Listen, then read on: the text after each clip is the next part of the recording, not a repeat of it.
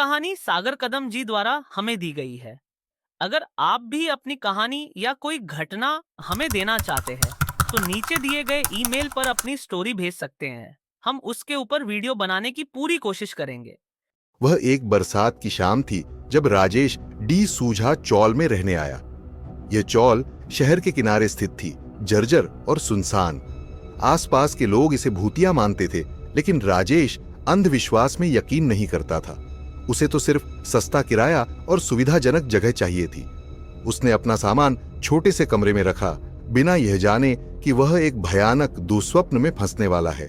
शुरू के कुछ दिन सामान्य रहे, लेकिन फिर अजीब घटनाएं शुरू होने लगीं।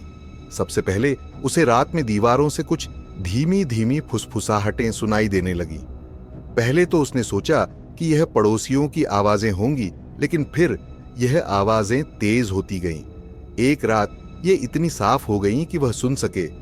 यहां से चले जाओ, आवाजें फुसफुसा रही थीं। राजेश की नींदें खराब होने लगीं। हर रात उसे अजीब सपने आते। काले साए उसके बिस्तर के पास खड़े होते, उसे घूरते रहते। एक रात वह पसीने से तरबतर जागा और पाया कि उसका कमरा बेहद ठंडा था, जबकि बाहर मौसम गर्म था। खिड़कियां बंद थीं, फिर भी एक ठंडी हवा उसके चारों ओर घूम रही थी। उसे ऐसा लगा जैसे कोई उसके कमरे में हो, उसे देख रहा हो। एक रात जब राजेश सोने की कोशिश कर रहा था, उसने बाहर से भारी कदमों की आवाज सुनी। वह समय देखता है, रात के 2:45 थे। कदमों की आवाज धीरे धीरे करीब आती जा रही थी। उसका दिल जोर जोर से धड़कने लगा। दरवाजा धीरे धीरे खुला और वहां एक काले धुंधले साए को उसने दरवाजे पर देखा। वह साया हिला नहीं, लेकिन उसकी मौजूदगी ने पूरा माहौल ठंडा कर दिया। आवाजें फिर से शुरू हो गईं। चले जाओ। राजेश ने घबराहट में दरवाजा बंद कर दिया, लेकिन वह साया वहां से नहीं हिला। अगले दिन उसने चौल के दूसरे लोगों से बात करने की कोशिश की, लेकिन कोई बात करने को तैयार नहीं था। एक बुजुर्ग आदमी ने उसे फुसफुसाते हुए बताया, बेटा, यहां से चले जाओ, ये चौल शापित है।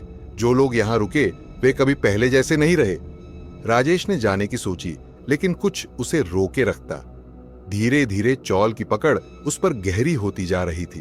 अब अजीब घटनाएं और बढ़ गई थीं। उसका सामान खुद ब खुद हिलने लगता, किताबें गिर जाती, कुर्सी अपने आप हिलने लगती। एक बार उसने दर्पण में अपना अक्स मुस्कुराते देखा, जबकि वह खुद नहीं हिला था। एक रात फुसफुसाहटें चीखों में बदल गईं। भयानक चीखें पूरे चौल में गूंज उठीं। राजेश बिस्तर से उछल पड़ा। दरवाजा जोर से खुला और इस बार उसने उसे साफ देखा। एक महिला, सफेद और विकृत चेहरा, उसकी आंखें खाली थीं। वह पूरी तरह भीगी हुई थी, जैसे किसी झील से निकली हो। उसके लंबे काले बाल उसके चेहरे से चिपके हुए थे और उसका मुंह एक भयानक मुस्कान में मुड़ा हुआ था। राजेश दीवार से चिपक गया। उसकी हिम्मत जवाब दे चुकी थी। वह महिला उसकी ओर घिसटते हुए बढ़ने लगी। उसके अंग विचित्र तरीके से मुड़ते जा रहे थे। मुझे बचाओ। उसकी आवाज गहरी और असामान्य थी। मुझे बचाओ। डर के मारे राजेश ने अपना फोन निकाला, लेकिन कोई नेटवर्क नहीं था। उसकी आखिरी उम्मीद भी खत्म हो गई थी। वह महिला अब उसके सामने थी। उसकी ठंडी उंगलियां उसके चेहरे को छू रही थीं। तुम यहां से जा नहीं सकते, उसने फुसफुसाया। अगली सुबह राजेश ने बिना किसी को बताए वहां से भाग लिया। वह फिर कभी डिसूजा चौल की ओर नहीं लौटा।